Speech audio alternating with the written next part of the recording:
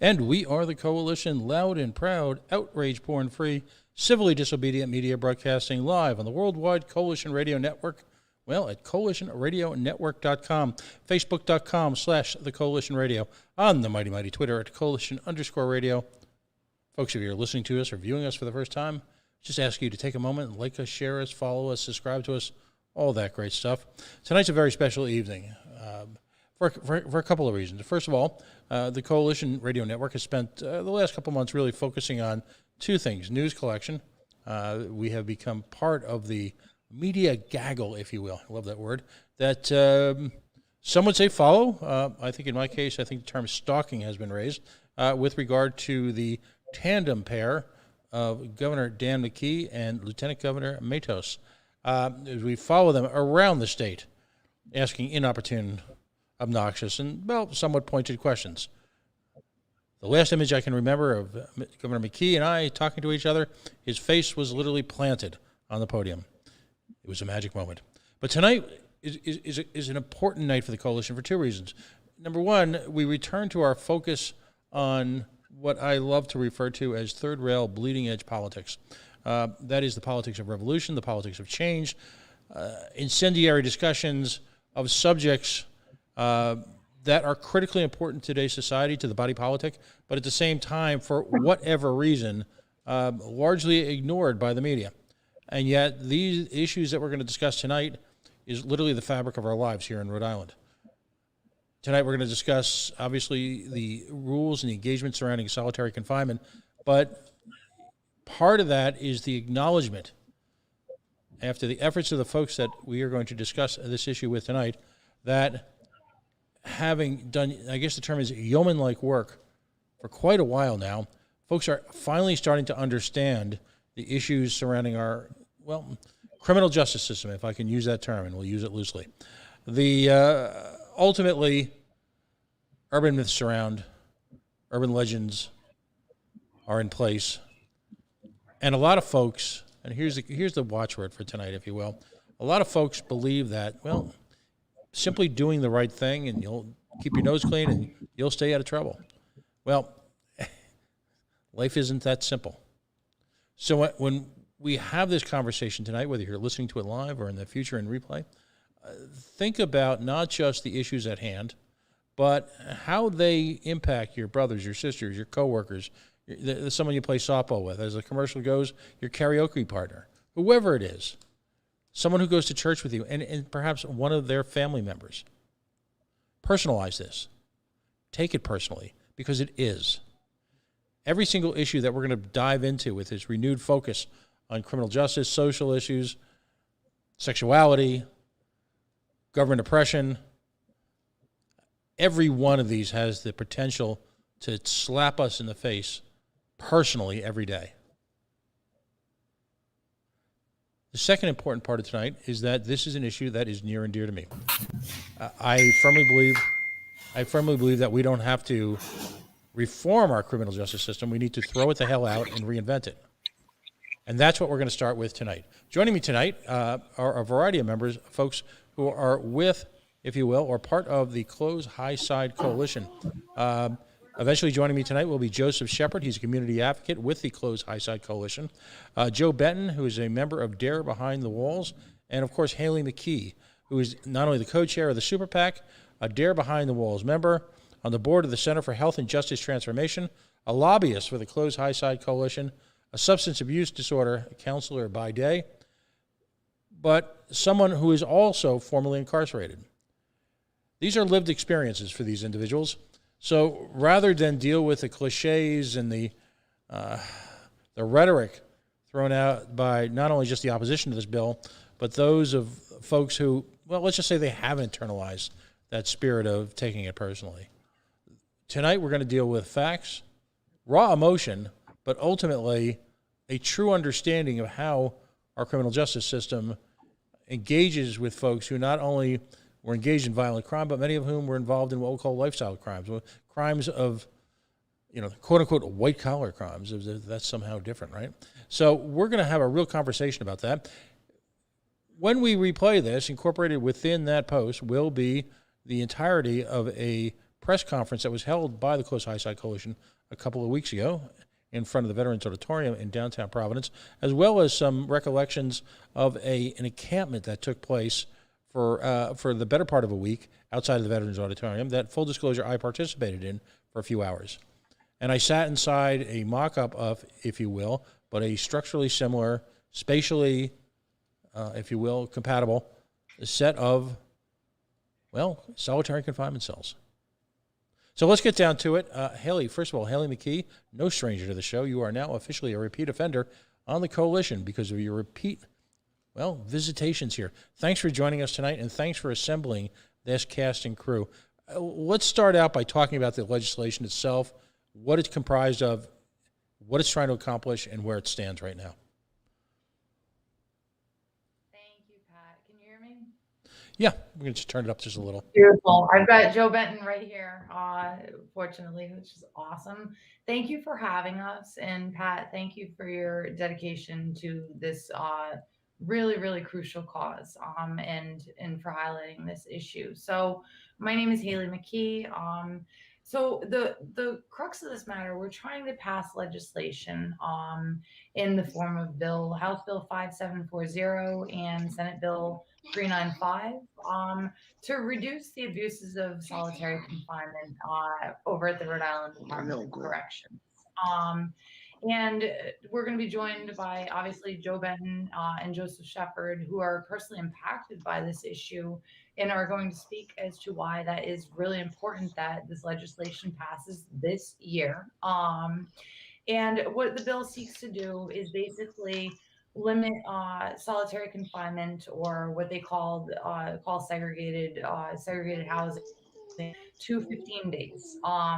Whereas now there are, which is amazing, and I'm a person who served almost 2 years behind the walls and had no idea that there was a high security center down the street that was basically imprisoning people in really harsh conditions for sorry, there's some background noise. Oh, Tara, did you make it on? Tara, can you hear us? I make it on, but it seems like I'm getting funny faces. This is very weird. I'm sorry, but we can hear you. I can't tell you how I got on here, but I figured it You out. did. And yeah, you did. background noise. Maybe my daughter. I can put her in her room. That's Well, great. let You her can put go her play in the back room for a minute. But Yep. And it's all good. but Tara, can you all see me though? So what's happening in Cranston right now is there's a building called the High Security Center, which is currently housing up to 104 people in conditions, and it averages about 85 to 90 people at a time. These people are put into conditions from 22 to 24 hours of solitary confinement a day. Tara, could you mute your thing just for like a second? Yeah. Thank you. And so what that looks like for a person is that they're not allowed any access to programming to get to root causes. They're additionally only allowed 10 minutes a month to contact their families via phone. And these conditions can go on for months, if not years. So through my involvement with this coalition, I've met people who have experienced this, and there's going to be some very severely directly impacted people who are going to speak to what that looks like. The bill that we're proposing, which we believe is very humane, seeks to abolish the abuse of solitary confinement and cap it to 15 days, and only use it when it's absolutely necessary. So currently, right now, people in Rhode Island, in Cranston, Rhode Island, right down the street, are being given days of isolation, months of isolation, years of isolation for simple infractions such as passing a piece of fruit to another person who's incarcerated, or sharing a book, or having an extra set of shorts in their possession. And we're really seeking to undo that, as well as to address the root causes behind these issues that might have something to do with substance use disorder, mental health, because statistically, most of the people who end up in these conditions have some sort of form of documented SPMI, which is severe and persistent mental illness, and they're denied care, they're denied access, and they're tortured. This is state-sanctioned torture that costs the taxpayers almost $200,000 a year per person who's experiencing these conditions. So we're really we're working on it. And if anyone, and everybody else is going to speak for themselves, people who I believe are at the front and center of this coalition, having endured these conditions, survived these conditions, bravely speaking up about their experiences. If anyone who might be watching this at home who wants to get involved in our coalition campaign, you can go to the closehighsidecoalition.com. There's going to be a lot of opportunities for people to get involved, whether it's door knocking in state legislators' districts, tabling events. We had a really great action that Pat had mentioned where people were actually, Pat was an incarcerated person for about 3 hours, which we really appreciate. So I'm going to hand that back off to Pat or Joe or whoever, because we want to center the voices of those who are impacted. Thank you. Well, let me jump in for a second. Reverend, first of all, we had the opportunity to meet briefly at the DARE annual meeting, Direct Action for Rights and Equality. And by the way, great job. I enjoyed let's just say I appreciated and empathized with your speech, and I certainly enjoyed your musicianship. Thanks for joining us tonight. Give us a little bit about your shared experience. What we're trying to do here is bring the solitary confinement experience to life, quite frankly, in all its brutality. So don't feel like you have to spare a single thing. Well, first of all, thank you for having me, and also thank you to Haley and the other individuals who are here. I am familiar with them, and they're great people, and I'm glad to see them and know that they were okay. As far as I can only talk about me, because I know what I experienced on a personal level. And when I first went into high security, I was in a back room. I guess it's back at a hospital. I don't know where I was at. And the light was on 24 hours a day. And I couldn't determine what time of day it was, because obviously I have no watch or anything to indicate the time. Only way I could recognize time was either by food being pushed under the door, or, and that was the only way, or the last meal of the night, or the last count. I could sort of get a gist of that. But while I was in the back of that hospital, I had nothing to do but play with ants or whatever to keep my mind from going insane. And as a result of that experience, I've been in therapy for quite a while. In fact, I've been in therapy since I've been out of prison. I've been in therapy. I've had a lot of pent up anger, and they put you in a place where they don't want you to be violent, but violence and abuse is all around you, and so you become affected by the level of violence and abuse. And finally, I just want to say that those long lockups and being reduced to an animal playing with bugs or whatever to keep from going insane is it has a very detrimental effect. And I thank God I didn't hurt anybody when I first came out, because there was a moment where I cried, and because I could not function as a normal human being. I couldn't be responsible for my food unless someone brought it to me, or couldn't get organized. And I knew I needed therapy because I really wanted to leash out and just do whatever. Maybe that's why the recidivism rate is as it is, because people want to leash out and return because they're lost in the street. And that's pretty much what I can say. There are some horrible moments that I try not to remember, but and I try to keep that sort of thing tucked away. And that's, when they run into your cell and they jump on you with about, I don't know how many people, they got a shield and they run you into the back of the wall where you almost break your back on the sink, only because you're a black man that looks intimidating to them. So you're going to get jumped and slammed into a back of a cell wall. But then when you need medical care or to talk to somebody, they're either throwing a ball around, or they're on the phone, or they're non-existent. In segregation, you could hear the footsteps at high security. Somebody's coming or going. That's the only way I could determine if they were somewhere in the vicinity. But to me, that's the type of abuse and torture that creates a level of violence inside of me that makes me want to leash out. And I'm in therapy, and I thank God that I'm in therapy. And I can try to reach out to people who are similarly situated. It's difficult. But thank you for letting me share. No, absolutely, and thank you for sharing with us. Did you ever get the sense, and you can tell me where I'm out of bounds if I ask you a question. I'm not here to make people feel uncomfortable, but it's a challenge because I'm sure you've run into the opinion out on the streets that, do the crime, do the time.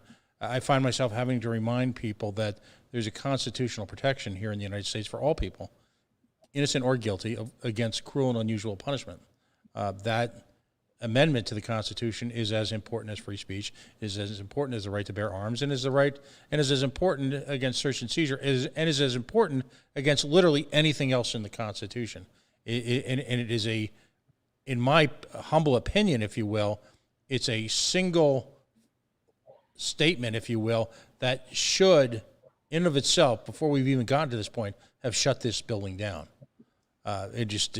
Without equivocation, without even thought to it, without even discussion. The notion that anyone could advocate for this type of conditions is astonishing to me in the year 2021. My question to you is: Did you feel like anyone at the ACI was quote unquote on your side at all? I mean, did you get solace and at least comfort and conversation anywhere from the staff or the professional organizations there? I didn't get what I needed. And to be quite honest with you, you talked about the Eighth Amendment, cruel and unusual punishment. That's exactly what it is, but there's nobody to ensure that you're treated in a humane way. And I'll give you an example. One time I woke up and my food was on the floor. And that's probably how I got to meet some of those ants in there. But that's because they shoved the food under the door like an animal. And obviously the tray hits the wall and it just disassembles. And it brought up an anger in me where, I don't even want to say it. I don't want to say it on camera, but that's the kind of anger that I harbored because I was being treated like an animal. And I don't know why there isn't things in place so that we can conduct ourselves. Yeah, if we do the crime, certainly we'll do the time, but with some dignity and respect, not like an animal. Right. So you've obtained counseling, to your credit, because it's a difficult step to take. You've obtained counseling. Was there any type of counseling available to you in those periods when you weren't in solitary confinement? No. Really? The only counseling we have is when guys get together and talk about what they want to do to somebody. You know what I mean? That's not counseling. Wow. Or So playing basketball. That's not counseling. So you're in a facility that ultimately it's known that you will leave. You're in a facility that ostensibly exists to encourage reform at some level on a personal basis. Do you feel like, and I don't want to continue to harp on this point, but do you feel like that there was any real effort to provide you with the tools you needed so that when you left, and you knew you were going to leave at some point, that when you left, that you would be a more complete person in the sense of dealing with the issues that got you there in the first place? Is there any attempt to simply work with you, to work through all the issues that got you there? No, I think to get out, you say anything just to get out. But Right. there's no nothing in place to. And also, you have to. Also, I have to point out that I came there as an abused child, and growing up, I harbored that same abuse inside me. So I wasn't really in that one-on-one or getting too close to people and all that kind of thing. I wasn't feeling that because that I tried to suppress the abuse that I experienced, Right. and so it was just more of the same, actually, just on a different level. Right. Last question for right now, and listen, if this is the type of thing that takes more than one meeting, Haley, I'm open to any conversation at any time at any level. With all the folks that you might have known there from your prior life, for all the folks that you met there, did you see many attempts to get folks into a better place, or did you feel like you were being warehoused? It's warehoused. And let me point this out. My family died while I was incarcerated. My mother, my father, all my brothers uh, passed away during my period of incarceration. So I am basically alone.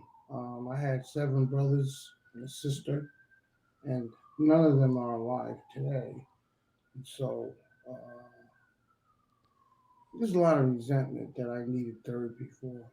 So I had to suffer through my father dying while I was in segregation.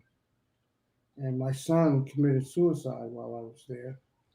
And then the rest of my family died from prostate cancer, which we didn't know anything about. And so they slipped away one at a time. So maybe that's probably why I felt the way I felt when I walked out. Mr. Shepard, I see you're online with us. Maybe if you can tell us a little bit about your experience and what your thoughts are about solitary and your engagement. My thoughts are equal to what you stated earlier regarding the Eighth Amendment, cruel and unusual punishment. That's really all it consists of. It's cruel and unusual punishment. There's no rehabilitative factor to segregation or high security whatsoever. Even if they state that they give 1 or 2 classes in building like Supermax, which is high security, it doesn't really add or amount to anything because you're not even able to utilize the tools that they're trying to give you. Because, I mean, you're in a cell by yourself for 23 hours a day. What's not stated, I mean, everyone thinks it's 23-hour a day lockdown is bad, but what's not noted is that when you're in segregation, you do not come out on the weekends. Like, there's no out of cell time between Friday and Monday. So you have not 7 hours of cell time. I mean, out of cell time a week, you have 5. And also, those 5 hours are weather permitting, which is the CO's discretion. So there's no one there to police what's going on or being done. Um, in Rhode Island, across the United States, the facilities are referred to as correctional facilities, and they do not do any of that. And they continue to be funded federally and state funded, taxpayers' dollars, to operate in a manner that is not abiding by what they're supposed to be running as, according to their mission statement, to rehabilitate individuals who are committing crimes or individuals who need some sort of help to become productive members of society. There is no way whatsoever that high security or segregation will make that happen. And there's a lot of factors that comes into play to why these facilities are still operating in 2021. And it has a lot to do, which I've stated many times and will continue to state because it needs to be recognized as often as possible. the reason why these facilities still operate the way they operate and run the way they do and exist in 2021 is because most of the people in prison are from Providence, Pawtucket, and Central Falls, which consist of minority populations.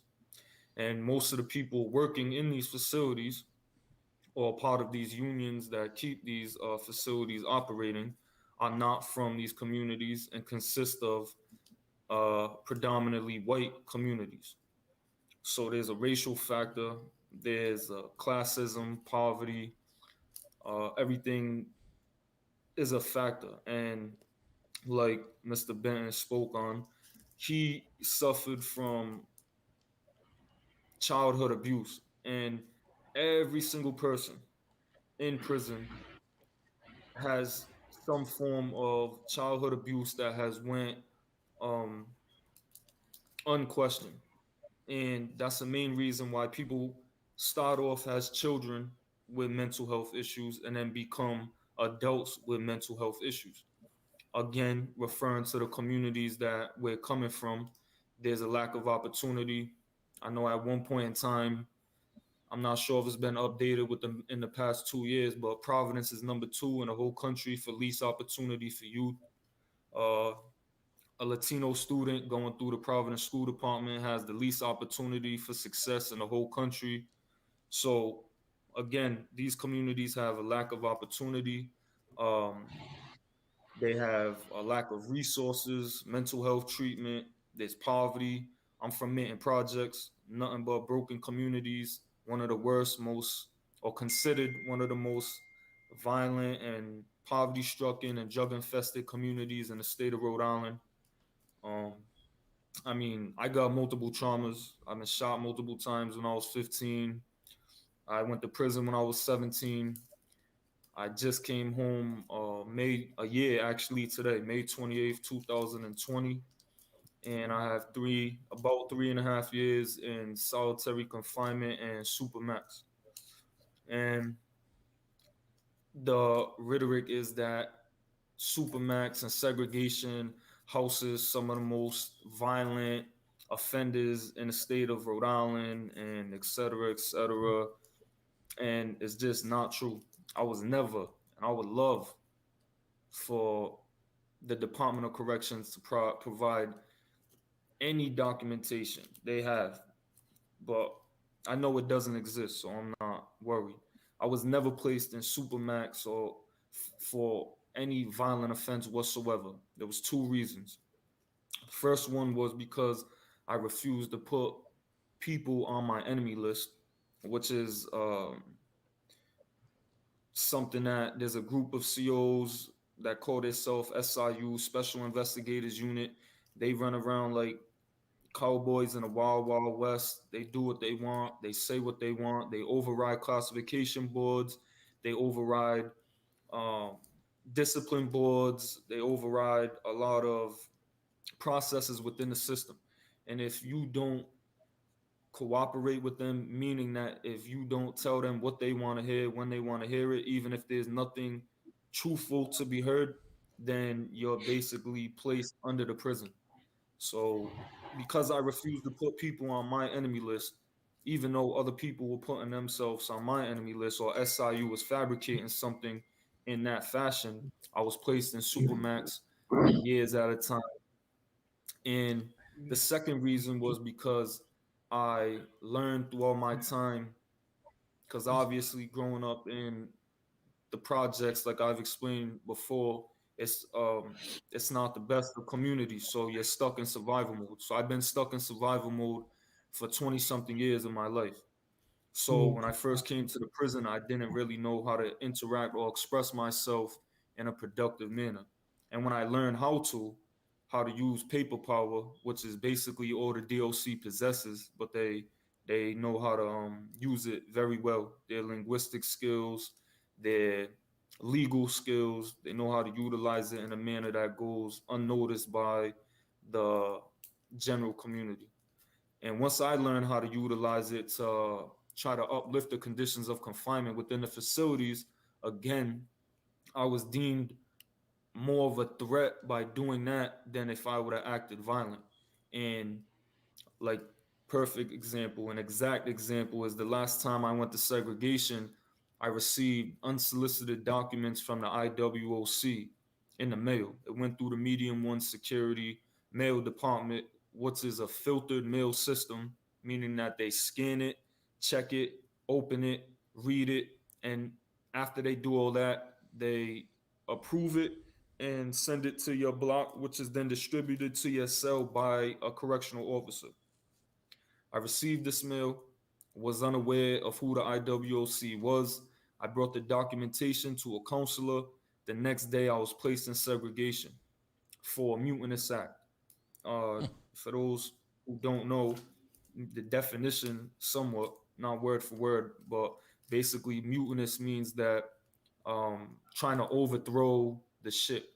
So they, for these unsolicited documents that were filtered through their own mail department, assumed that I was trying to overthrow the prison and create a prisoners' work union, or somewhat like that, according to how they worded it, which is absolutely Right. not true. Mm-hmm. And so I was given 20 days in segregation. I was kept in medium security segregation for roughly 75 days, and then I was sent to super maximum security for another 5 months. So again, the rhetoric is, Ferruccio is on or speaking about how high security and segregation houses violent offenders is completely not true. If we're looking at it from what the prison system is actually supposed to be doing, rehabilitating offenders, it's absolutely not being done, and it's never going to be done with facilities like high security or any form of segregation or long-term confinement. It's never going to be done. And throughout my stay in high security, I've watched people completely lose their mind. I know that it was spoken on that people are not held in solitary confinement for longer than 30 days. That's a lie, because the whole supermax is segregation, and you don't even you're not even on a classification board for every 90 days. So it takes 90 days at a minimum for you to even be reviewed by the classification board before you can get out that building. So you're in there for at least 90 days at a time in supermax. And I don't believe I've ever seen anyone leave in 90 days. It's always been 6 months or better.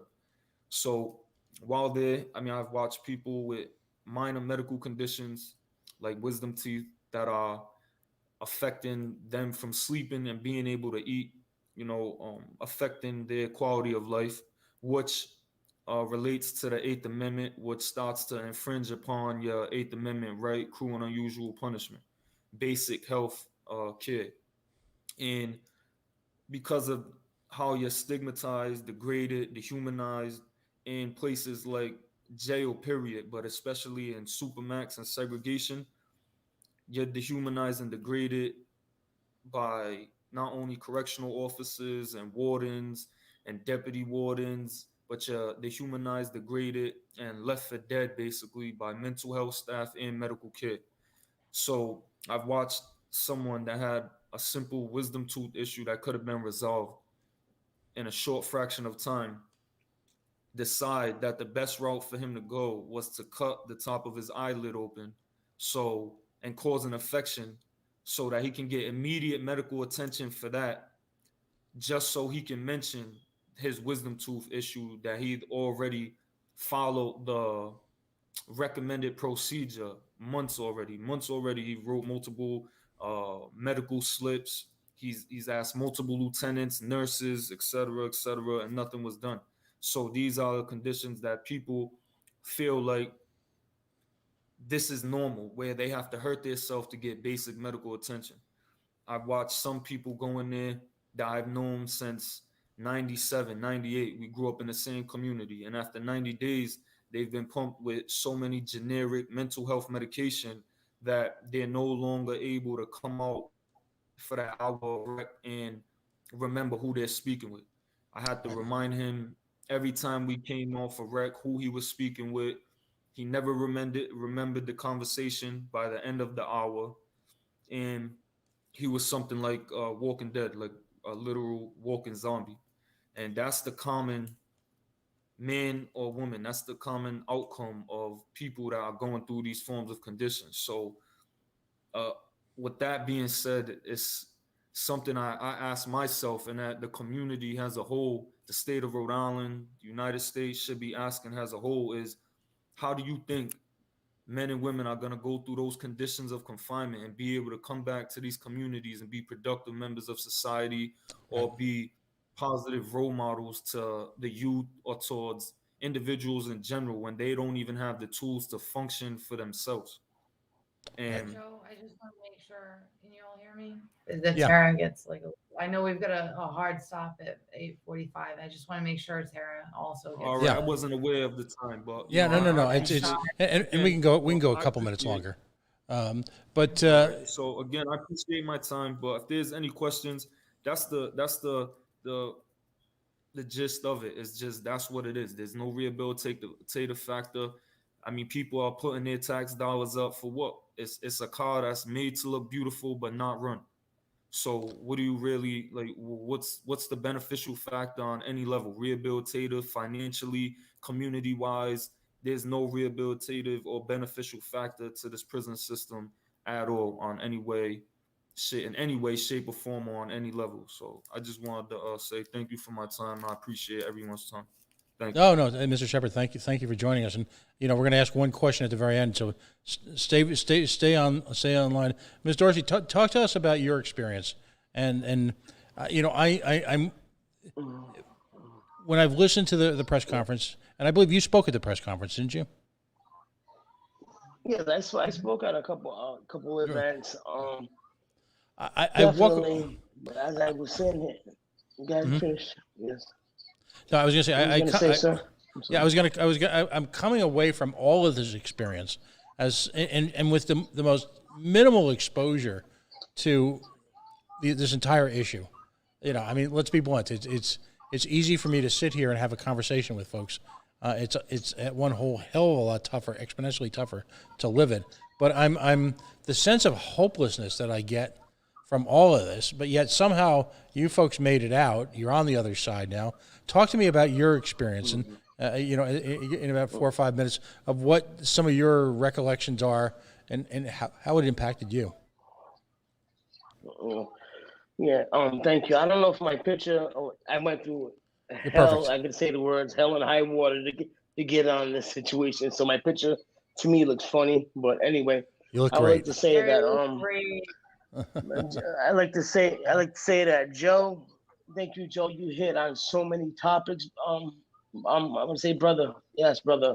You had so many topics, and I was just listening to you speak, and I just thank you for speaking the truth. So, Joe, thank you for that. So with my experience, I had so many different experiences. I've been in a lot of prison since I turned 18. 2 weeks later, I was doing my first 90-day prison. My first so-called bid. But my longest stint was 50 years prison sentence with 12 to serve. On that 12-year sentence, I served 5.5 and was granted parole.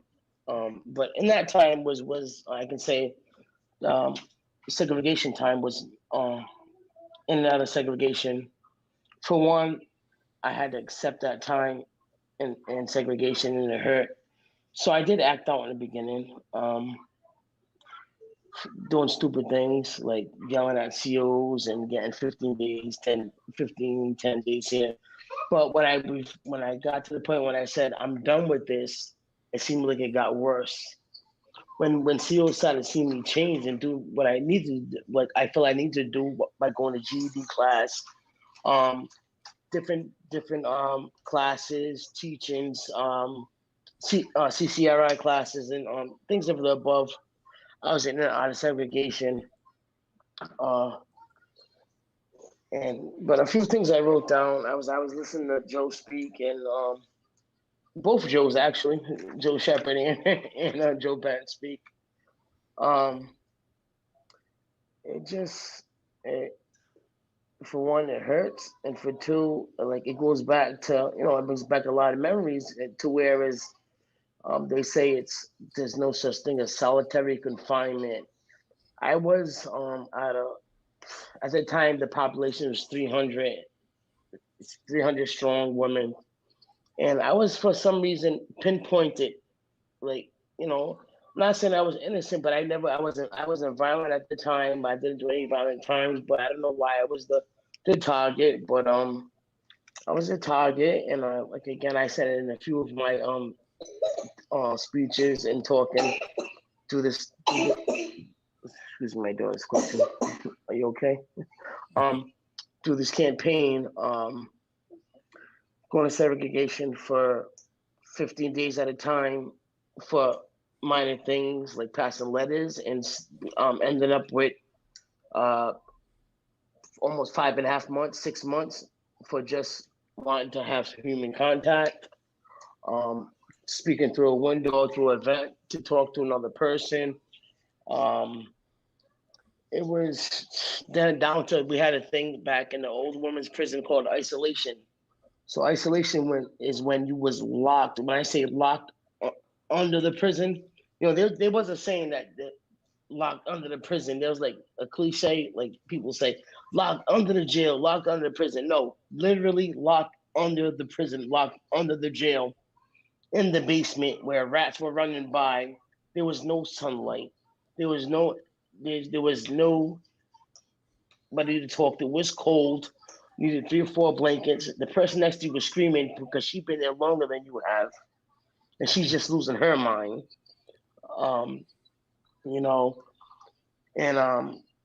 then we had a thing called that was isolation. And then we had a thing called I-wing. I-wing was what they called our regular seg.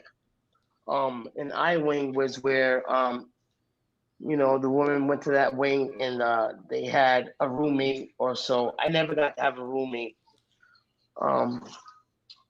And I would just, sit there and wait for my food to come through the door. I would read.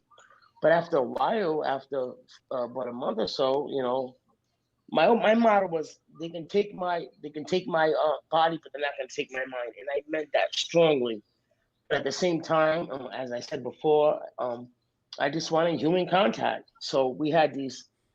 It was like a wooden door, but you had a window, which is a square, like your face can see through it, and right directly across from you was another inmate, and you can talk like back and forth clearly as day. But if you had certain COs that was on shift, you're talking through your vent, write you up another 15 days, write you up another, just for talking. And like I said before, that was all my bookings, or I was trying to just survive of the fittest. I was getting my food, like the apple. I was trying to save the apple, the bread. So if every meal came with a fruit, after breakfast came with a fruit and a bread. So I'd wrap the bread up because it came in the cellophane, and I'd take my orange apple. And then they would do a raid in your room just to be jerks. I'm gonna use the word jerks, to take your apple, your food, because I knew you was trying to just eat after 4 or 5 o'clock. No, I'm sorry, 3 or 4 o'clock, and just come take your food and let you starve on purpose. That was the worst part of my situation. And then, as I said, I have more testimony, but this is my biggest one. Is that's what got me through. My daughter was pregnant, and when I went to segregation, my grandson was 3 months. And I had one visit with him, and he was the most adorable little baby I ever seen. And my goal was to get back to him and get another visit with him, but I couldn't stop talking through that doggone window. Right. So I ended up writing in, like, drawing their names, in bubble letters. My daughter's name, Jalen, my grandson's name, Malachi, and my father's name, Leroy, and my aunt's name, Denise, who would bring them to the visits. So every time I wanted to get up to that window and just talk, I'd look at them and say, "No, Tara, sit back down. You got to get to this visit." So, I just would read and sleep. You can only sleep as much as you can. Right. I would sleep as much as I can.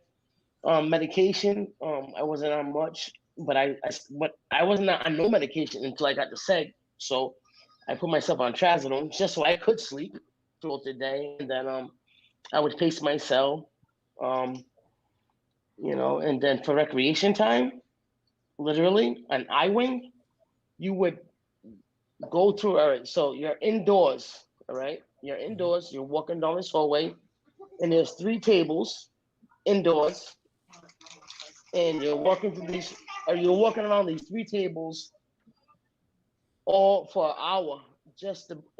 By the way, everything's included. There's no open windows.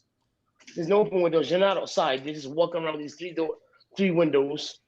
And if another person you was cool with or you got along with would rec with you, so you would talk to that person get a chance to talk to them for an hour or so. But majority of the time, 80% of the time, nobody want to want to participate in rec, because who wants to go from one enclosed space to another enclosed space? So that was, Pat, yes. Yeah, this is just tough. It's tough to listen to. I feel like Haley. If you have any questions, I would like to. I'd rather have you ask questions because I'm better at answering questions. Oh no, But, you've been great, and I could see Haley. We could spend probably a couple of hours going through this. It's just tough, and I can tell it's tough for people to talk about it who live through it. Haley, what exactly? If I could ask Haley to join us for just a second. Derek, can you mute? I'm sorry. I know you got your baby girl over there. She's so cute. Haley, what do we do going forward? I mean, how do we educate? We've only got literally a couple of minutes, like 2 minutes. I don't want to cut off a single moment of testimony from these folks because, again, we use the term lived experience. When that lived experience becomes shared experience, so people at least get a glimpse of the horrors of this. I almost wonder if that's the only way we're going to change hearts and minds. I don't know. What do you suggest we do? I mean, I'll carry this conversation a couple nights a week until we get the goddamn bill passed. I'll stand out there on street corners. Yeah. So Pat, I think honestly the most important thing that is that the 3 people who came forward to tell their stories not only suffered from these conditions as much as they have, and I'm hoping that is evident to people at home and maybe draw some awareness. But this is the ultimate act of selflessness, right? So none of these people are going to experience these conditions again. They're coming forward to advocate to make sure that others aren't in the same shoes as they were, which is probably the bravest thing I've ever heard of. And we work on some serious policy, but I've got to say, this is real. And I would just ask people at home if they're listening, and maybe this is the first that they've heard of this issue, to feel free to reach out and see how you can be involved. Please write your state legislator, your state senator, your state representative, and urge them to pass either 5740 and 395 and stop this practice. This is a first-year bill, right? There was a study commission in 2017. This is something that's been implemented in many other states. So Maine took it upon themselves to stop these practices without having to go through the legislature. New York State just passed a really robust version of the bill, which almost mirrors ours. Connecticut is shutting down its Supermax prison because they realized collectively all the states built these Supermax buildings in the 1980s, and they realized, wow, this practice is very wrong. It's very inhumane, right? So what we're asking people to do is to reach out to their state representatives and senators and urge them to pass this bill this year, because there's kind of a general idea that, oh, this is a first-year bill. But the reality is, if this practice doesn't stop, we're going to have 85 to 90 people in just one building alone in Cranston, Rhode Island, right down the street from Garden City and Cohoes and Pinkberry Yogurt and, like Suburban Bliss, where these practices are happening and people are literally being held in cages, right? With no access to their families and dealing with what everybody who bravely came forward and talked about today. So this has to pass this month. And we're humbly asking people who might be tuning into the show to please reach out and try to make that possible. It's absolutely imperative. The website is closehighside.com. We're going to reference that extensively as we share this conversation and reshare, if you will, the press conference that took place. Closehighside.com. Haley, we're talking about fundamental decency here, aren't we? This is not this. This is getting reformed in multiple, if not most states. It's shown a reduction in actual prison violence. So we're hearing from our opposition, and it's strong, right? I mean, Yep. You know, we've got a union to contend with. We've got RIDOC to contend with, and we're hearing scare tactics. So they're saying things like, "Oh, well, people are going to die if this passes." Everybody who testified on this bill. So the people who are on this panel right now were actually discredited for their own personal lived perspicacity, for Right. showing up and actually taking their time to talk about this pain, right? And they're being discredited, and they're told that their stories aren't real. They are very, very real. They're very real. These are good people. Terry's a community leader. Joe is a community leader. Other Joe is a community leader. These people have been done remarkable things against all diversity and what the conditions that they've gone through. So yeah, we've got some serious opposition here, but this needs to happen. It needs to. We'll save the state $17 million just to operate that horrible, godforsaken facility over at Cranston, right? $17 million.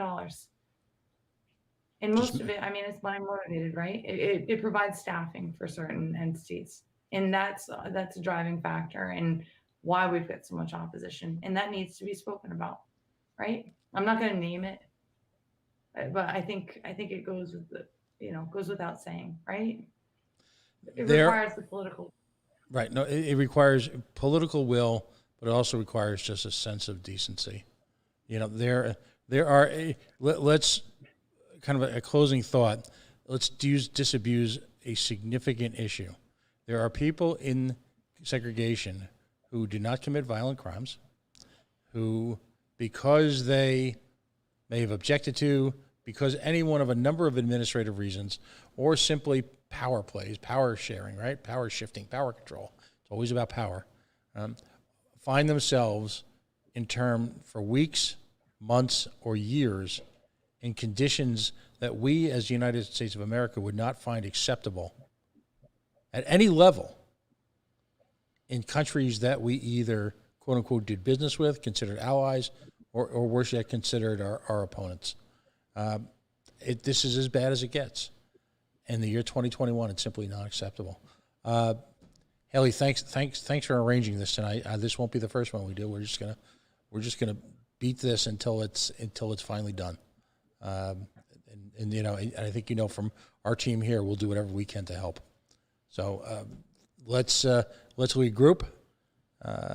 And folks, again, closehighside.com. It's that simple. Get involved, make a phone call, look into yourself, find your inner soul, and if you've got a soul, then you'll understand why this is wrong. Wow. We are the Coalition, loud and proud, outrage porn free, civilly disobedient media broadcasting live on the Worldwide Coalition Radio Network at coalitionradionetwork.com, facebook.com/the Coalition Radio, on the mighty Twitter at Coalition_radio. We ran long tonight, but I'm grateful for all the folks who joined us. We are going to continue to cover this next week, the week after, the week after, the week after. Folks, have a wonderful night. Haley, thank you so much, and thanks to everyone in your organization for joining us tonight. Thank you, Pat.